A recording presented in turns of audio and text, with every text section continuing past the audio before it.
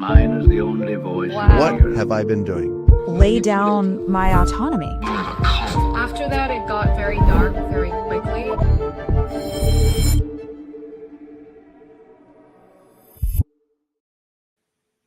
Hey everybody, thank you so much for joining us live. My name is Shalise Ansola. I am your host of Cults to Consciousness. We are doing a follow-up interview with someone we just had on talking about Seventh-Day Adventism. She was born and raised in the group, a pastor's daughter. We'll get into more of her story and why we both believe that the church fits all of the definitions of a cult. Thank you so much for joining us again, Melissa Duge Spiers. Thank you for having me. I am looking forward to this. And thank you everybody for joining us. Yeah, your video has started to blow up. I think the algorithm caught wind of it and is throwing it out to a wider audience. It's been 2 days since it's been out, and you have over 600 comments. Yeah, I've seen some of those. Yeah, so people are, I think a lot of things are happening. The first is the people who are from SDA are like, yes, finally, I've been waiting for this. What took so long? And then you have the people who had a different experience going, I don't think this is true, or this is being misrepresented. So I thought it would be good to do a follow-up, talk about some of those comments, and first talk about how your experience has been having the interview been released for a few days and have over 30,000 views. It has been, it's brought some really interesting conversations, and people have joined me on my Substack, on my various TikTok and Instagram. I've gotten a lot of DMs, a lot of emails, mostly from, I've gotten a few kind of, that wasn't my experience, which we'll talk about later, but mostly people sharing their experience. And there's a kind of a common through thread in that we all kind of feel like, even though it's such an enormous organization, we all felt alone. None of us ever felt represented anywhere as Adventists, or certainly as ex-Adventists. We never saw ourselves anywhere. And we all just feel like we're out in solo land. And so social media is now connecting us. And so I've been hearing from a ton of people being like, oh my gosh, finally an ex-Adventist, I see my experience represented. And then I've had people tell, I talk a lot about, the church's faults, and particularly their problem with CSA and SA.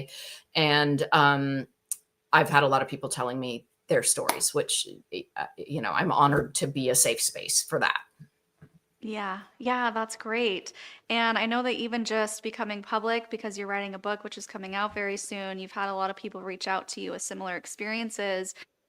And just like you said, it's so validating to hear that you're not alone in this experience, because the number one thing that cults do is make you blame yourself. You are the problem. We're not the problem.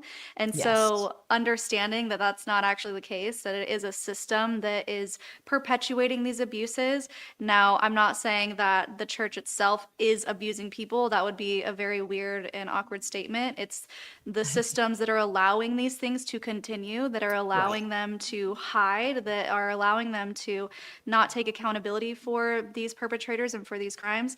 And that's really what we talk about here, because we can't blame an entire organization for the people who are choosing to abuse others, but we can blame the organization for protecting these perpetrators. And so that's where we look at the systems of control and manipulation and how those things are basically laid out in a cult fashion. If it's cult shaped, it's probably a cult. And so we're going to go over all those ways we feel like that is the case.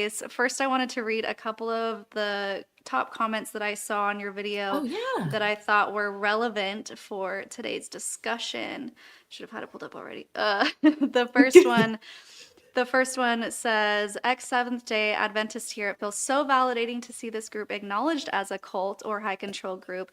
So many people online think they're just quirky, harmless Christians. I got out when I was 17. When I joined the military and realized how harmful it was. But 13 years later, I feel like I'm only now really deconstructing how that control has affected me. And that's something that a lot of us go through. We talked about this before we jumped on. We did. Where you don't even realize what you're a part of until you actually look, until you dig into those deep, dark spaces of the church history and the original writings and the original text, and you go, wait a second, what was I supposed to believe? Right. It's so, so true.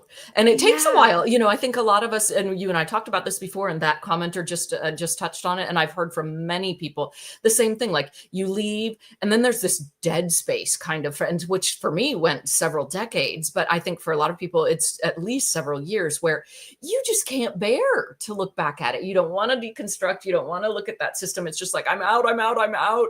And then you can finally, and until you make that step of looking back and actually looking at the organization, not just your personal experience or someone else's, then you start to really see the good, the bad, and the ugly.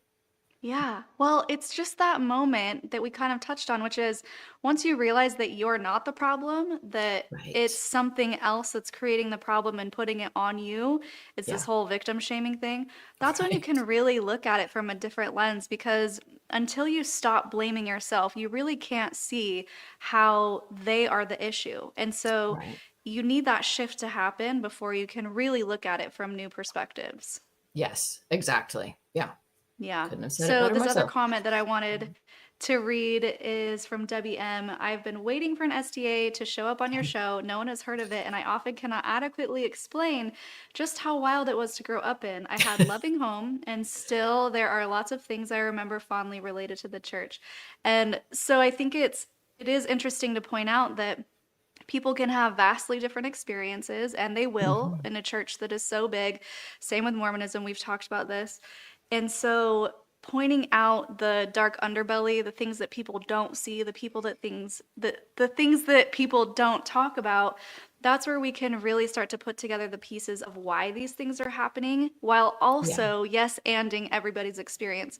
That's Right. amazing you had a good experience. I'm so happy that was the case. Now let's also look at this experience that was less than happy, less than peaceful, and see if we can't unravel why that is the case and if the church has any hand in that playing out that way. And I Yeah. don't think that it's harmful to do because it doesn't negate anybody else's experience, right? Yeah. Yeah. Well, and you don't learn anything about really yourself or any organization by looking at the highlights, right? I mean, the good stuff, okay, that's easy and pretty obvious to see what and why that happens. I mean, you Mm-hmm. really learn when you look at the difficulties and how they are handled, and especially with an organization, and especially with an organization that claims to speak for God, right? Or to channel you to God, etc. It's really important to look at how they handle the bad, the ugly, the underbelly, and that'll tell you just about everything about that organization. And Yeah. I think you made a really good point, which is if you are claiming to speak for God, there shouldn't be so much distortion and so much corruption going on. mhm, yeah, Because the argument that a lot of people like to make is, well, there's abuse everywhere. Okay, sure. But if yeah, this is the one true religion that God is promoting and God has his hand in and wants it to succeed, don't you think it would be a little bit better in here versus out there when in reality the abuse is always worse in the high control group? So that doesn't add up. yeah, exactly. I mean, there are many studies that show high control groups and religions in general, the abuse rate is much, much higher. Yeah. And again, okay, it's people, it's not the organization, and there are bad people everywhere, and all those trite things that everybody tries to say. But even when people say that, they're dismissing. And Hmm. that's the problem. And that goes all the way up the organizational ladder. And that right there is the nutshell, is if it were happening in the church and they were addressing it aggressively, just the pure thing where you and I talked about last time about how in the Seventh-Day Adventist Church, and I know other organizations as well, it's discouraged for mandated reporters to go straight to the police.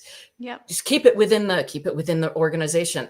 Um, and that in itself is very indicative. Like, that's not a healthy organization if you're trying to hide it and keep it within the organization and not deal with your icky, dirty laundry. Um, you've got a problem. And Yep. it happens Well, outside part of also, but that, people take it to the police, and you're not letting people take it to yeah. the police. Yeah, go ahead. And that's part of the issue. And one of the things that to me screams cult is they feel like they're above everybody else. We're above the law. We don't need to go to law enforcement because we have the keys and the power. The keys is like a Mormon term. We have the power to deal with it with our own authority, with God's authority. Right. But who are you to say that you have God's authority? And we have these laws in place for a reason to help protect people. Right. Exactly. Well, and I mean, if you wanted to go all biblical on it, there's the famous, give unto Caesar what is Caesar's and give unto God what, I mean, even supposedly Jesus Christ said, follow the law of the land that you're in. And churches are not doing that. They're keeping it all within their own houses and their own legal arms. And even if they were doing that and they were actually punishing the perpetrators, you could almost make an argument for, okay, they have their own whatever vigilante justice within the church, but they really are punishing the perpetrators. But I don't ever see much punishment happening. Yeah, right. They just shuffle them around, just like every other group. It makes no sense to me why anyone thinks it's a good idea to just move them to a different congregation where they can abuse a whole set of other people. It's just the PR almost always seems to be in the forefront. Another thing of a cult is we have to look like God's one true church. No one can know that anything is going on here, or else they might say, wait a second, if all this abuse is going on, how can it truly be God's one true church?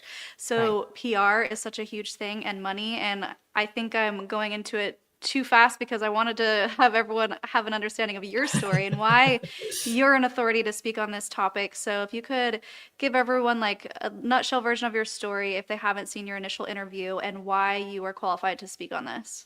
Sure. I am a fourth generation Seventh-Day Adventist on both sides of my family.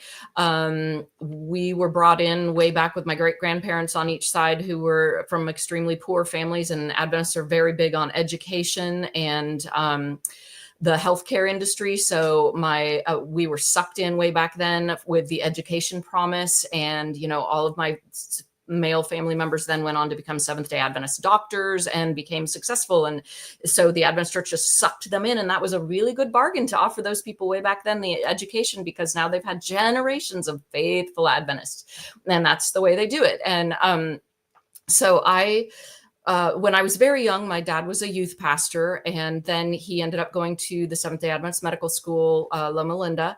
And so then he was kind of this unicorn of being the Adventist doctor and the preacher. And so he could go missionary eyes everywhere and do health clinics, but then he could also do sermons. And so I grew up without the traditional pastor's daughter thing, where he didn't run a church during most of my lifetime. But I had that kind of associated glory of that. And I ran screaming from the church at 18 or 17, I guess, and did that same thing that we've already talked about, where I thought leaving equaled healing. And once I was out, I was done. Look at me live my big sinful life out here. And and then in early middle age, I found out that a very beloved family member who had been a prominent part of the church had been a serial child predator, and the church had done that thing where they moved him around. And that really rocked me. And I had children at the time of my own, so it really hit. And I tracked down actually I didn't track her down. I found her. I stumbled across her literally on the internet, one of the victims of my family member, and we became friends. And that friendship was part of pushing me on about a decade-long process of actually deconstructing then from middle age until currently. And I'm still doing it and I started writing a book about it, and really coming to terms with who this church was and who my family was and where all of that intersected and how much of a cult it is. Yes. So before we get into all of the culty things, let's see if we have any questions that want to be answered. Aaron, I don't really understand why the church itself isn't in any legal trouble from that. Like writing policy that prevents mandated reporters from acting should be illegal. Well, There is so much unwritten. You're right. Writing a policy like that would be like, what? There is a part of the Adventist Church called Adventist Risk Management, and it's an entire legal hub. And I don't know how many employees it has, but they have a long reach. And they are the first line of attack when anybody, like even if somebody falls down in an Adventist Church parking lot, they go deal with, keeping the Adventist Church clean and nose clean and all of that. But mostly they deal with these terrible CSA cases. And there is no written policy that you can't report. You can actually find on Adventist Risk Management's website their handbook for how to deal with these things. And it doesn't really say much specific. It's all kind of, you deal with it on a case-by-case basis, and you deal with it within the situation that arises and the church that arises. And then the people that I've heard from who say that mandated reporters are discouraged from going straight to the police, those are people who don't want to go on record. Those are teachers who were told that by a principal of this or that Seventh-Day Adventist Academy, and it was very not written down anywhere. It was said and understood to not be repeated.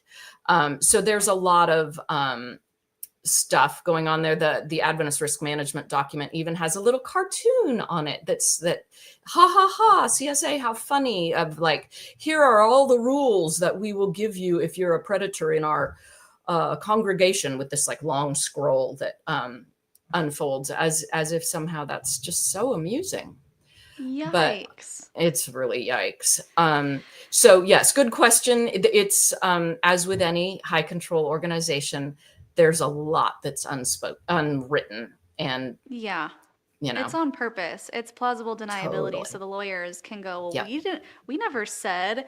And Right. it's something currently going on in the Mormon church. I want to say it was a case in Arizona of CSA. The father himself was doing it to his children, admitted to the bishop. The bishop called the higher authorities, and the same exact thing. They have a hotline that you have to call when anything illegal happens, not the authorities. You call the church hotline, where the church appointed lawyers answer the phone, and that bishop was told, you cannot report.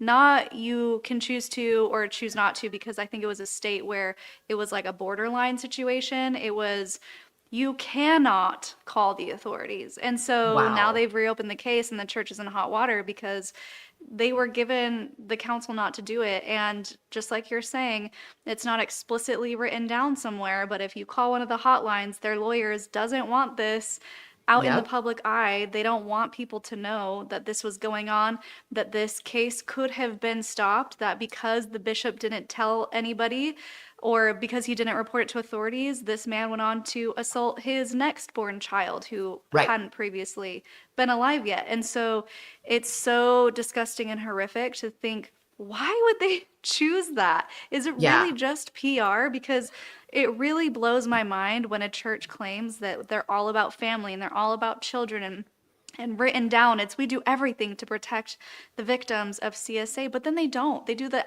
active opposite. Yeah, exactly. Well, and I always think, like, don't they, like, I can understand way back in whatever, the 20s and 30s, when they didn't have all this research and stuff, but now we have the research that covering things up doesn't work. Moving these people doesn't work. Just excusing it and looking the other way doesn't work. They do it again and again. So, in those situations, it's like, don't they realize they're just making a bigger mess? Like, deal with it now. Deal with it, because it's not going away.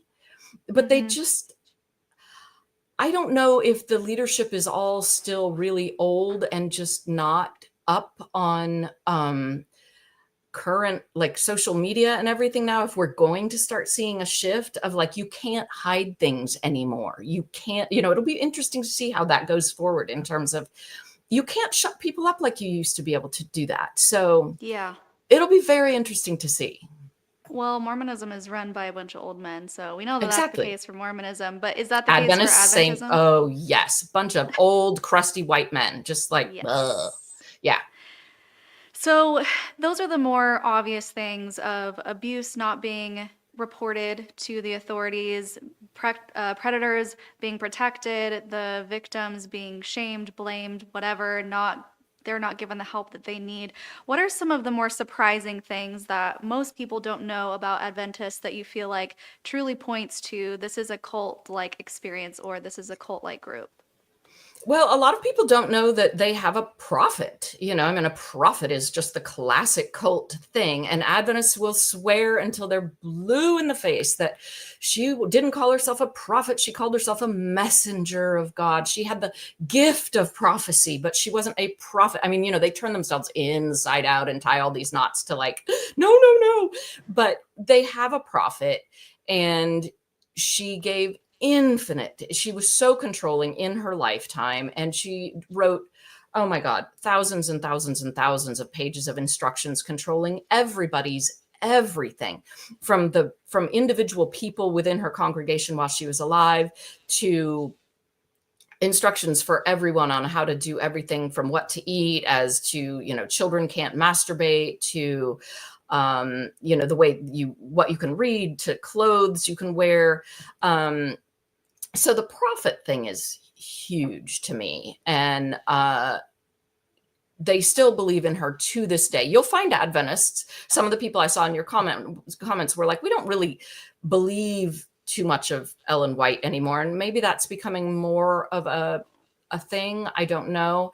But the organization, again, back to not personal experience, but the organization still is Ellen White had a gift and we should follow everything she says and blah, blah, blah. And I just brought some little props here. The organization that she wrote, this is her famous book, The Great Controversy, that the Adventist Church is mailing out something like 20 million copies of, or something. It's just horrific. And like any good cult, they don't say anywhere in here that they're Adventist. They hide it, and they're just cold mailing these things out. And it's a doomsday. I mean, again, yet another proof of cult. This is her great doomsday thing, full of just fear mongering. And I mean, every kid who had to read it in school is scarred for life. About how we're all going to be tortured and persecuted and everything for our Seventh-Day Adventist beliefs, and then God is going to come and everyone's going to burn in hell. And so that's kind of, to me, the broad strokes of the cultiness. Yeah. Well, I think something that you touched on, and it's so funny. You're just like Mormon adjacent. I swear, everything you're saying, I'm like, yep, same. Mhm. Where a lot of people will say Mormonism is not a cult because they had a normal upbringing and they're fine and they're not scarred mentally, and they're like, what's your Right. problem? Like, why do you think? But Yeah. it just goes to show there are so many variances of experiences based on how you internalize the doctrine, based on Yeah. how strict you follow it, based on how strict your family is, based on where you live, based on Yeah. your specific congregation and the bishop that you were assigned. There are so many different Totally. things, but if you really boil it down to the founding, I mean, what is the saying? I think it's religions are just cults that have been around for a long Around long time. enough. Yeah, because Yeah. if you look at the initial beginnings of it, just the same, like with Joseph Smith, he had all of Yeah. these prophecies and he wrote down all these things, and he wanted polygamy to be a thing again, and it's needed for eternal salvation. And he created a system where, if followed, is extremely culty. I mean, there's no way Yeah. around it. If you look at the Right. beginnings of the church, it is Right. absolutely a cult. He was legitimately drugging his congregation so they had spiritual experiences. Like, we know this. Yeah. So if you look at that and then you see, okay, they have diluted over time, they have separated from his teachings, from Brigham Young's teachings over time, to where you may have an experience in Mormonism where you're like, we don't follow the blood atonement anymore. That's silly business. We don't Right. slit our throat and cut our bowels in the temple anymore. We don't do that. But Yeah. if you really look at the people who are following it, like the FLDS, if you look Right. at the Warren Jeffs sect, they're Yeah. more Mormon than the current mainstream Mormons are today because they're just following what Joseph Smith said. And Yeah. so you really have to look at that and go, okay, maybe there's a chance that what I grew up in was, if it didn't feel cult-like to you, it's probably cult adjacent, and you're probably just not following what the original prophet intended you to follow. Right, right. Absolutely. And that it's really true. And I mean, again, we could talk all day about how Mormons and Adventists they are so twinsies, and they both deny it so hotly. And it's really silly because they just are. But yeah, they're both huge at this point. So, and they stretch out all over the world. So of Yeah. course, people's personal experiences are going to be different. And people argue with me a ton. And I saw a bunch of comments on the video that we did of, well, my experience wasn't her experience. And that's very true. But it depends on all kinds of things, where you are in the world, whether you were raised in it as a child. You got a much more culty experience if you were raised in it as a child than if you were converted. And a lot of new converts are still in the love bombing stage where they're just getting the good stuff. And so, yeah, they're having a great experience probably. And there are lots of liberal, I mean, just for the record, for anyone who wants to know about my personal experience, I was raised on the more conservative end, but like conservative middle. I mean, there is a whole section of Adventism that even I didn't know about until just when I started researching again 4 or 5 years ago. I was homeschooled, but only for a while. And then we actually got to go to Adventist schools. There's a whole hardcore homeschooling. There are academies and even colleges, Adventist ones, that call themselves self-supporting, that are just a whole new level of extremism. So there's that. And then there are some liberal, there's a famous, the California Adventists are like their own pod of kind of liberal whatever. And they drink coffee and they wear jewelry and other things that definitely aren't followed all over the rest. So there is a huge difference in experience, but you have to look at the organization and the founders, like we've been saying, the founders, the leadership, the founding principles, like you were saying, like the blood oath or whatever, that nobody's really denied yet. The Adventist Church supported Hitler. The Adventist Church had this guy who like advocated for cutting off women's genitals to prevent masturbation. The Adventist Church was one of the founding supporters of conversion therapy. And they haven't denied any of this yet. They haven't actually come out and addressed any of it. It just kind of disappears. And so you have to really look at that when you're really, if you're concerned that Adventists are a cult. You can't just go flying off the handle of that's not my experience. No, they're not. It's a lot deeper than that. Something else that we had touched on, and I think was mentioned in the comments as well, one of the major things of your story that I was like, wait, what? Is you're not allowed to use salt and pepper or spices or spicy whatever, because then you'll be tempted to masturbate. Right. But a lot of people in other countries were like, what are you talking about? We can use all that stuff. And I got some insight, and I want to hear your opinion too, from Rosie, who you sent to me, where she was like, I hate to break it to you guys, but they're giving you a diluted version of Adventism because they want you to join, and they know that they have to alter it and change it or else you won't join, but they're still looking down on you for using spices. Totally. And Rosie is so, I can't wait for people to hear her interview because she is so eloquent and she comes from a totally different perspective than I do. So it's going to be great. But she's absolutely right. It's like these stupid books that where they don't say they're Adventists. So when they go sweeping into, say, India or Africa or whatever with their huge missionary push, they just kind of don't mention the spices thing. But back at home, Ted Wilson, the grand poobah of the conference, the worldwide conference for forever, was reading from Ellen White's Diets on Counsels and Health for an hour. He took an hour out of their every 4 years meeting to read about how tea and coffee were narcotics and you should eat Zwieback bread because it's, bland and whatever. And so the general push, again, it's all in Ellen White's books. If you want to go read them, she was very against pepper and salt and all that. So if you don't believe it and you're Adventist, go look. But you are being fed a very selective version of Adventism to hook you in. Yeah. And they're not stupid. They know what they're doing. Oh, yeah.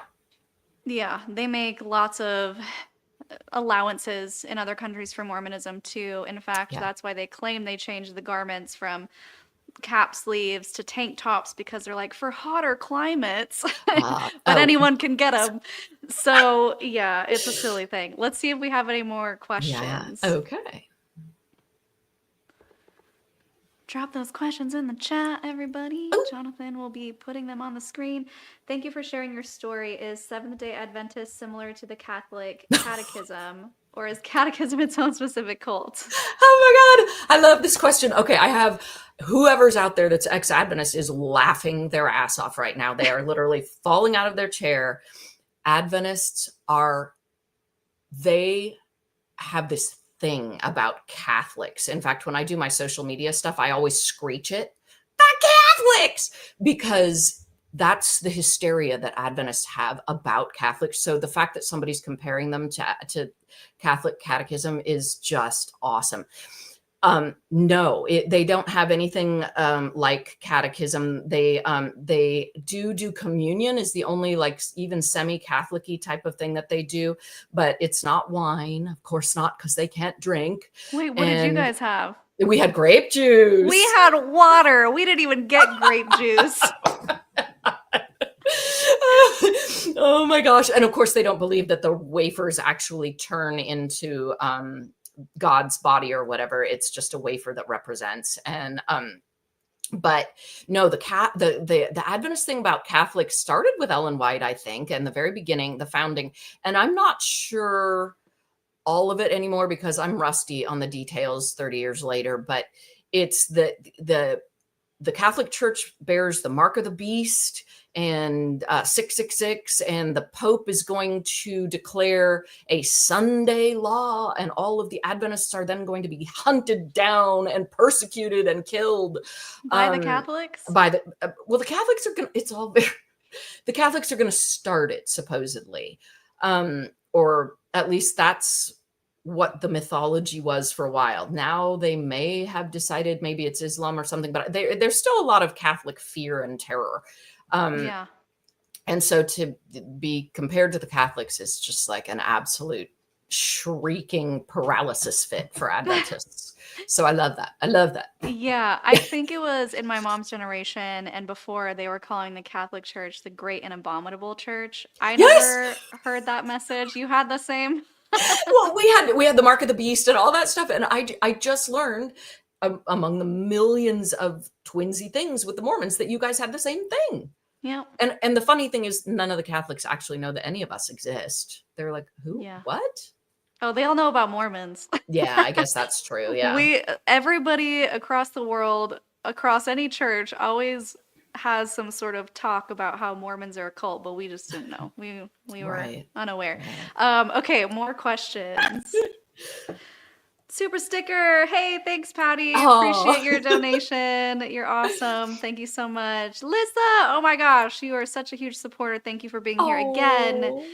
My mom suffered a traumatic brain injury in August. Oh no. And she has all of a sudden Oh. become strangely more hard-headed about SDA beliefs. Oh, I didn't know your mom was SDA. And then she has ever been. She married into the faith, but it's been a small part of my life for 41 years now. Oh, wow. Wow. Do you have Wow. any insight as to why that might be, Melissa? Why she might have doubled down? You know, I think in general, as Adventists get older, any religion, I think they tend to get more devout. I know my parents definitely lots more devotion than ever. But also the classic thing, obviously, with the traumatic brain injury is the potential for Geschwind syndrome and that whole going hyper religious, what do they call it? Hyper religiosity. Mhm. So I know that certain brain injuries do come with a focus on religion, and I'm not sure why. I'm not. That probably would have been a great question for Rosie, actually, and not me, because she has a bunch of psychology degrees. Yeah. Yeah. But I'm Oh, sorry to man. hear that. I'm really Me sorry. too. So sorry to hear that, Lissa. Thank you again for all of your support. You're amazing. Kelly wants to know what your belief is currently. Oh, thank you for asking. That's I'm an atheist. Yeah, I just can't quite. I would love to believe it. Like, my last serious partner was Native American, and that was my first exposure to anything, his tribal beliefs, and all the tribes have different ones. Um, uh, and sort of the respect for the earth and matriarchy is very appealing to me, but I can't make the step to anything supernatural. I just can't. Yeah, it just doesn't resonate with you. It doesn't. Zen Buddhism appeals to me very much, but I meditate but again, just belonging to any group is a pretty terrifying thing for those of us who came out of high control religion. Just to put a label on myself, especially something like spirituality or beliefs, is frankly really terrifying. Yeah. And everyone's different. And I think Yeah. whatever makes you feel at peace and makes you feel authentic is the way you should go. Yeah. Definitely. Any other questions? And then we will continue on.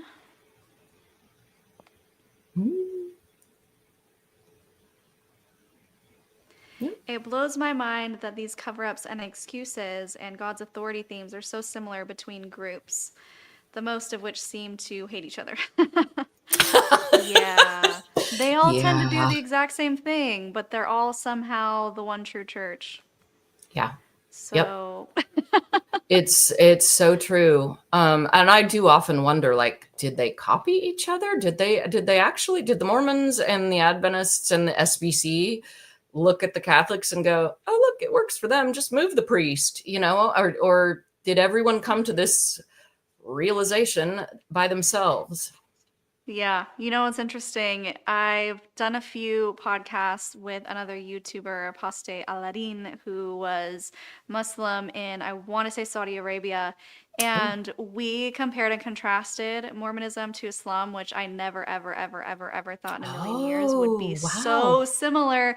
But quotes that he found from Joseph Smith, the Oh founder, my the prophet of the goodness. Mormon Church, that Mm. basically said Mormonism would be the next Islam. What are the exact quotes? Now I'm forgetting.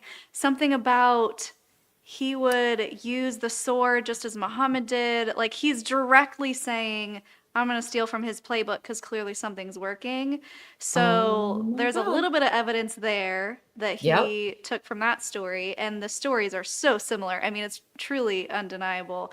And then I also spoke with someone from Scientology who was a director for some of their films. And I think it was either David Miscavige or someone who is just below him. I think it was David himself, the leader currently of Scientology, who said, Yeah. hey, Mormons are doing something right. They're making billions of dollars. Go figure out what it is and copy them. Wow. See? Yeah. Well, and I know So that, they're oh yeah, they're go ahead. pulling. They really are. And I know that Ellen White, the Adventist prophet, cribbed some stuff from Joseph Smith in terms of obviously they all shared a bunch of stuff just because of the environment that they were in at the time in the Yeah. the Millerite stuff. But she actually claimed to have visions from God that were pretty identical to some things that Joseph Smith had written about 15, 20 years previous to her vision from God. And I can't recall off the top of my head, but lots of people have pointed those out. And so, yeah, they all have an eye out to each other. What works, what doesn't, what Yep. to. And then they take it a step further and demonize the other group so you don't go Of course. snooping and Right. find out that they're all the same. Right. Yeah, exactly. That's another cult thing. Information control. Information So, control. making sure that your congregation, that your members are tightly controlled and given the narrative that only you want them to have, that only benefits you, and leaving out or lying about any information that would contradict the narrative you want them to hold of the organization. So when someone says this is a cult, they go, why would you say that? You're so offensive. I can't believe you used the C word on me. When in reality, they're just not giving you the full information. Yeah. Exactly. Exactly. And we see that in the Adventist Church in so many ways. But that classic one is the fact that Ellen White had a brain injury. And that was what she was not inspired by God. She had a Mhm. massive brain injury that caused her to behave in these Geschwind syndrome ways. And nobody tells you that. And the fact that she plagiarized so heavily. And we didn't get to touch on that in our other interview, but I noticed that a couple of commenters brought that up. You can track where she copied from, and the Adventist Church, they again turn themselves inside out trying to defend that. And there was no such thing as plagiarism at the time. People copied each other all the time. And it's like, okay, but you can't claim it came from God. Like what Exactly. the hell? I mean, it's so silly. It's so childish how they have to try to defend things like that. And then also Yeah. just with Adventist schools, like we took religion class for at least an hour every single year, all year long through K through 12. But it wasn't religion. It was Adventism. They certainly didn't tell us anything about anybody else. And just things like that, the information control, science. Did we learn science? Well, I mean, I remember we learned the periodic table, but did we Yeah. learn about evolution? No. Did we learn about dinosaurs? No. So information control. Wait, what did they tell you about dinosaurs? Did we already talk about this? We didn't talk about this, and for the life of me, I can't remember. And I wish I Okay. could. I wasn't a Yeah. very sciencey kid. I was a literature kid, so I'm not sure I really noticed, but I think it was just kind of missing. I think it was just a hole in my Yeah. education, and I never even noticed. So this is one of the funny things that I didn't learn until after I left. And so if you ask a current Mormon, do you believe in dinosaurs? They're going to be like, "Ugh, eye roll, obviously." But what they don't know is that the Mormon church teaches that dinosaurs didn't really exist because that voids the whole 6,000-year Earth creation story, the Adam God theory that I think it was Brigham Young's that he brought it. Anyway, they Yeah. believe that because God created the Earth, he just used bones and material from other planets and just like zapped them into the ground for us to find, that they didn't actually exist. The hoops they jump through to keep their little imaginary world intact instead of just Yes. going with the truth. Yeah. Yeah. It's Wait, Danny crazy. was taught that they were mentioned Ooh. in the Bible in the book of Job. Oh, interesting. I Oh, didn't learn that's that. interesting. Yeah. Yeah. I don't Well, we think I didn't was focus that either. much on the Bible. Thanks for coming, Danny. So Yes. appreciative to have you here. In the process of leaving, oh, my heart goes out to you. Go easy on Oh, yourself. It's yes. it's definitely easy to get wrapped up in all of the rabbit holes and to just never sleep and to be like, this is crazy, but give yourself time because it Yeah, it takes a while to fully totally. unravel. In And you know fact, what what? I was Give gonna yourself say, permission to lie to people too. Like if they ask if you're still in the church and you just don't have the energy to like yeah, go through the conversation of no, actually I'm deconstructing and I really don't. Just be like, yeah, and go on with your yeah, day because you'll absolutely. fight that fight another day when you're stronger. Yeah. Something that I was going to mention about the information control and another way that they trick you Mm. is you were talking about all these religion classes, but how you didn't really learn anything. And that's how it is with Mormonism. We had to go to seminary in school. Like they weren't, it was in Utah and actually in Oregon where they would do it at 5 a.m. before school even started, which was no thank you. My mom was No, like, all thank right, you don't you. have to go. Yeah. So, but in Utah, you mark it as an elective and you walk out of the school, across the street, and into a seminary building. And I'm Oh just my like, gosh. with all of this education, this Mormon education in Sunday school, and you have the young women's activities, and you have family home evening, how is it that I never actually knew what Mormonism was until I left? I know. It's Yeah. like they keep the lessons just confusing enough and just propaganda-y enough to keep you doing Yep. what they want you to do without actually telling you about Mormon history. Yeah, exactly. Exactly. No, Adventists are exactly the same thing. And then when in doubt, they just throw in the fear mongering of the what is the E on the bite model emotion, of let me Emotion see, where is my control. little fear-based indoctrination and all of that. And so if you start to ask too many questions or want actual education on stuff, and it gets too uncomfortable, then you just don't have enough faith, and you better not be asking these questions because God's coming any day. Mm-hmm. So, you better just focus on that. Satan's Yeah. planting questions in your mind. Guard your loins against Satan, and they can just twist and turn it off that way, so that all of a sudden you're guilted and shamed into not even probably remembering what your original critical thinking idea was. Well, it's basically the thing that they always promote in Mormonism are the thought-stopping cliches: doubt your doubts. Yes. Don't believe people who have left. And so there's actually a talk that was given in General Conference where they said, if you have questions about the church, about God's church, don't ask Google. They literally said, don't Google it. Right. Because they know what's going to come up when you Google it. And there was this huge rebranding that happened where they don't want to be called Mormon anymore, even though not even 10 years before that, there was a multi-million-dollar campaign called I Am Mormon put on by the prophet. But they know that Mormonism has a lot of negative connotations to it. When you Google Mormons, a lot of information comes up. They don't want people to find it. They said, no longer call yourselves Mormon. It's a victory for Satan, was the new prophecy. And I'm like, that's what God is worried about, is how you refer to yourself? No, it's a campaign to get you to not search the things that you should be searching, because if they can make you even afraid to search the word Mormon, then you're not going to find the information that you need. And so follow the money. Follow the money of any high control group. There will always be people at the top who are benefiting, even if it's not benefiting in the same way that it was originally planned to with Joseph Smith and 30-something wives. It's always money, power, and sex. And you can follow that. And it's always in the shape of a triangle. Those cults are MLMs hidden as religions. Follow it to the top and see who is benefiting, because I can guarantee it's not you, at least not in the way that you think it is. Yeah. Yep. Absolutely. There used to be, there's a woman named Heidi Odell, who is Ellen White's great granddaughter or something. I'm not sure how many greats. And she used to really detail, because she knew the inside workings of the Adventist Church like I didn't quite. And she had a big following on TikTok, where she would explain how the Adventist Church was an MLM, and she would tree it out and diagram it. And it was fascinating to me, because I hadn't known that side of it.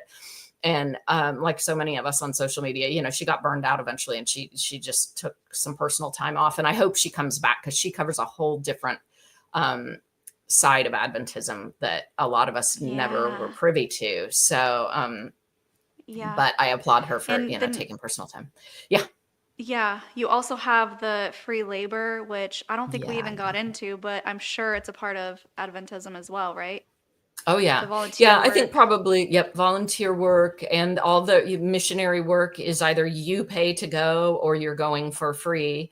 And just the same stuff. The women who run the kitchen for the potlucks, and there's nothing that they run the thrift stores that benefit all of the mission work. And I don't know of any paid positions within the Adventist Church other than ministerial, And obviously the schools. So the schools do pay their teachers. So pastors get a paycheck? Yes. Yeah. That's do Mormons not? Well, no. Well, Mormons don't have pastors. So they have bishops, where they're the head of the congregation, but there's no single person who gets up and gives lectures or talks or anything. It's the congregation who is assigned. So even that is volunteer. If you want to call it that, if you say no, they're like, the Lord really thinks that you have something to share, and you have to do it as young as, I don't know, when did I give my first talk? Like 7 or 8? Oh, God. Yeah, you have to get up there and give little talks, and they give you they give you a topic that they want you to cover, and you have to write it out yourself and get up and give the speech. And so they don't pay, even you get up to stake president, which is above a bishop, A stake president is in charge of the bishops in the area, which is a stake, and they're not paid, but you get to the top and they're paid in, quote, stipends. So they can say, no, no, no, leadership is completely voluntary. Meanwhile, Oh, they're getting jets, they're getting free education for their grandchildren, they're getting houses, they're getting stipends. And we know this because there have been documents that were leaked showing the yeah, stipend of whatever general authority it was. So again, yeah, follow the money. The people at the bottom are doing all the work. They're cleaning the church buildings. They're yeah, manicuring the temple grounds, all for free. Instead of stimulating the economy with your billions of dollars, you're forcing your members to work. And I'm not against volunteer work or service, but you have to look at who is benefiting from your time. right, right. Yeah, yeah. Well, I mean, I know the Mormons just got declared the richest church in the world, right? They passed the Catholics Oh even. And shit. Oh Seventh-day man. Adventists are, so I think, in the top 5. I know they used to be in the top 7, so I don't know where the Seventh-day Adventists rank now, but still not too far behind y'all. So yeah, I mean, what are they doing with all that money? It's really frustrating. It truly is so frustrating because they are taking money from people who can't afford to give it and they are guilting them for not giving it. There have been talks. Yeah, I think we talked about it in ours, right? yeah, Go to poor yep, countries, and the reason you're poor is because you're not paying tithing. If you have the choice between feeding your family and tithing, you're supposed to tithe. I mean, come yeah, on, guys. They don't need your yeah. money. They don't Yeah, need. I get so I annoyed. know. Exactly. I don't know anymore because obviously I've been out for so long what the how much the guilt pressure is because I was never really an adult within the system, but I know that Adventists are expected to tithe absolutely 10%, and I know in my family everybody gave 20% Oh, it because is they 10%. yeah. I didn't know that there So, was another one out there like the Mormons. I thought they were the only ones who required a yeah. percentage, but Yep. And Adventists are I also remember 10%. being gosh, I couldn't have been more than 4, and I don't know how I got a dollar, but I was required to split that dollar into dimes so that I could give 10 cents to the offering plate the next day. Oh, yeah. And I was not pleased. It's probably where my rebellion began.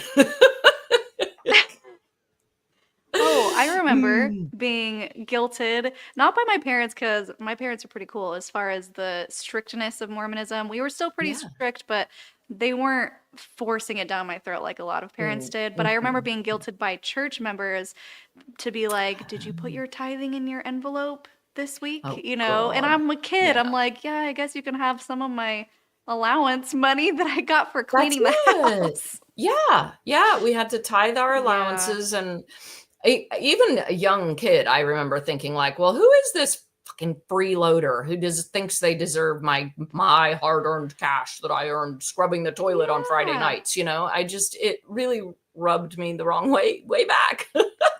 Yep. Follow the money. Mm. Follow the Yeah, money. yeah. So, do we have any other things that we wanted to mention? Maybe we should see if we have any final questions too, Oh, sure. actually. Yeah. Any final questions? Yay.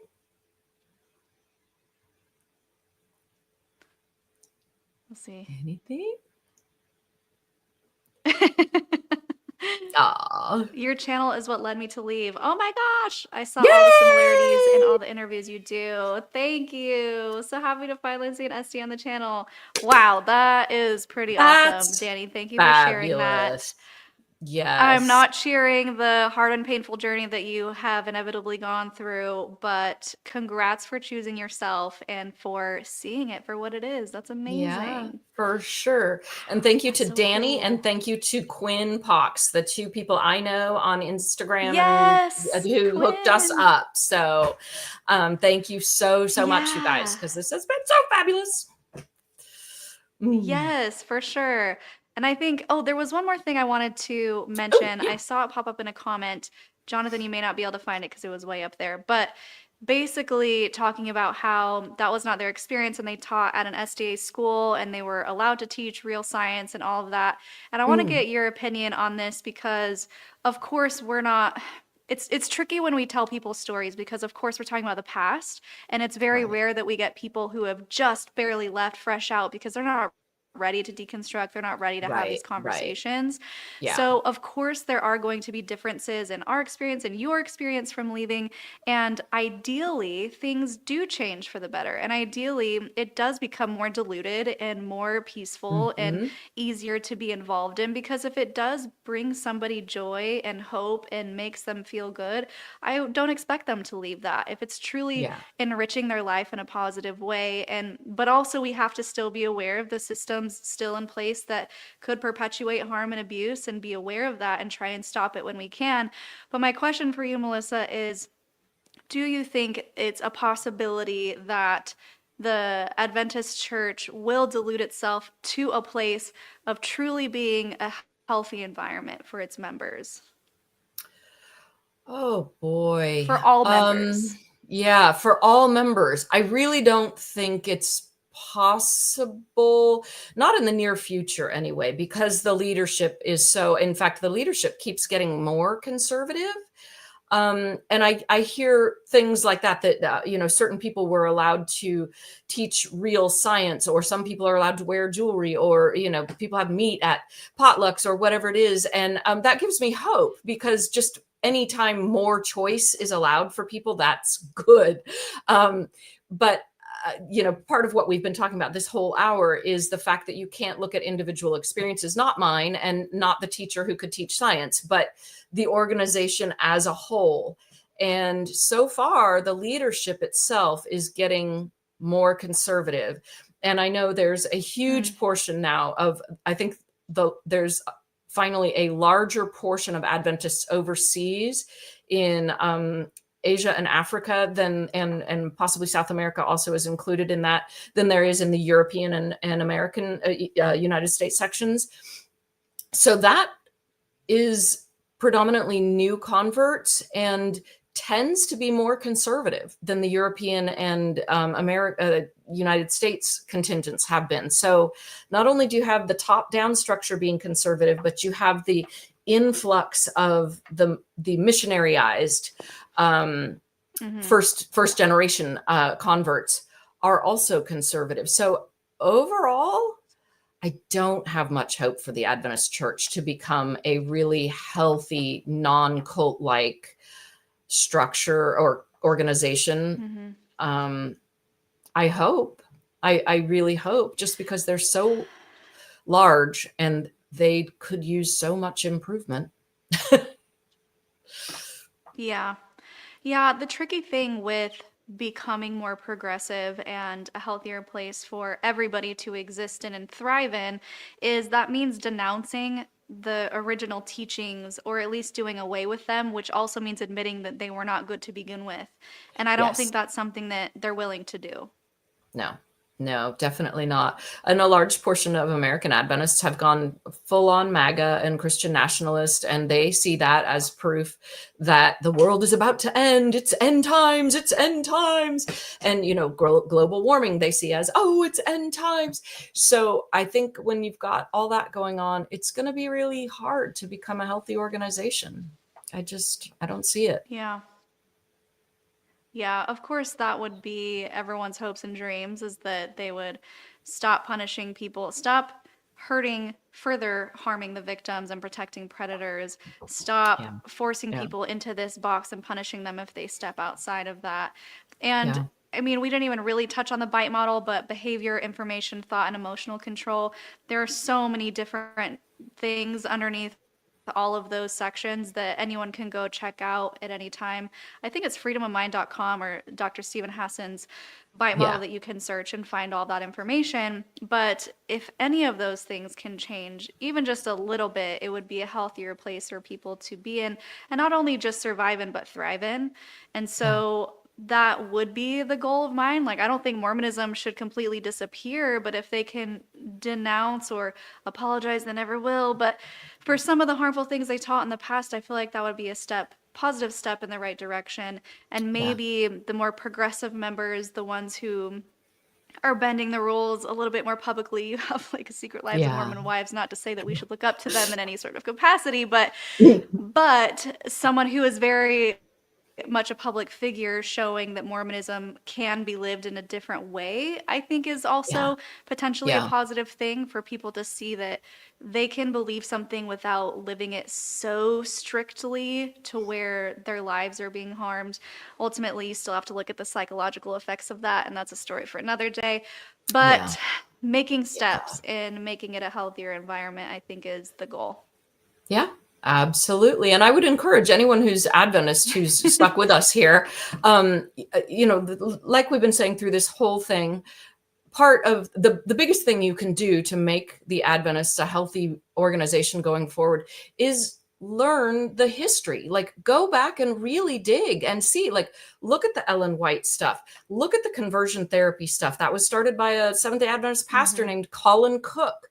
And it's been absolutely horrible to the LGBTQ population. And the Adventist Church still doesn't deny it. And they still try to run it in sort of backdoor situations. And look at their Native American boarding school. They still run one where they take 5-year-olds away from their families and they take their culture away. Like, learn these things, because the church is not telling you, and they're not putting those things in the rearview mirror either. They're perpetuating them.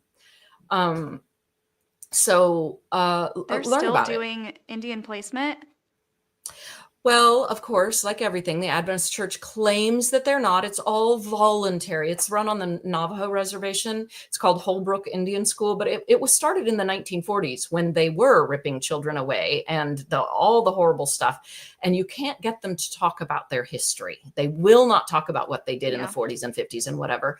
And I've had fights with I think I'm blocked now by the principal and the director of student whatever. Because I was fighting with them. And I was like, Adventist schools, because Ellen White said that children need to be with their mothers. So all Adventist boarding schools only take 9 through 12. They don't have any elementary boarding schools except for Holbrook Indian School. And that's their one exception. And they will take 5-year-olds. And they claim it's because the Navajo reservation has bad infrastructure. And so these kids can't get to school. So that's why they take them at 5. I call bullshit, absolute bullshit on that. And I've, screamed at them about, do you let them, the Navajo, and forgive me if you're Navajo and I'm butchering this a little bit because I'm not an expert, but the creation story is about a weaving spider. And that's part of why their basket weaving is such a tradition and a skill. And I was like, do you let them believe in their creation story? Do you let them drum and dance? Do you let them do this and that? Well, I'm sure you won't like our answer, but we let them weave baskets. And I was like, you know what? I am gonna freaking scream. So if you're Adventist, try to correct some of these things. Try to attack some of them. There's a lot to attack. The CSA, pick your issue. There's the CSA issue. There's the, native boarding schools. There's the new conversion therapy thing is, I think they call themselves coming together. They call themselves coming together ministries. It's almost as good as the glory hole. Jesus. Yeah, there are just so many issues. I had no idea that Adventists did the indigenous things, and it's horrible. The Mormon Church, if you want a rabbit hole, again, something I had no idea about it, because it's actually in the Book of Mormon that they believe the Native American people, the indigenous people, are actually descendants of the Lamanites, who are the enemy in the Book of Mormon. And they had an Indian placement program, is what they called it. They were pulling kids out, lining them up after being in white Mormon homes and saying, look, their skin is changing to be more white and delightsome. I mean, there are actual cartoons depicting a Native American who is becoming more white and delightsome. It's disgusting, and it's something that you would not believe it unless you saw it. So go look into it, because it did happen, and now they're kind of like, well, I don't know what you're talking about. That Horrible. literally makes my stomach just come up into my throat. I mean, it is so vile. Yeah. I mean, the Adventists run a school in Hawaii too. I can't remember what it's called, and it takes young kids too. Again, I'm sure the excuse is because we can't get them from all the islands, so they just have to come live here. And I haven't looked into that one like I've looked into Holbrook Indian School, but yep. Mormons and the Yep. Adventists were right there. The Catholics get all the like, oh, they were so evil, and they were, but everybody, Baptists ran some native schools. Everybody was guilty and nobody admits it. Yep. Again, the superiority complex of we are justified in doing whatever we want because we have God on our side and we know it's best. Nobody else does. It's all justified.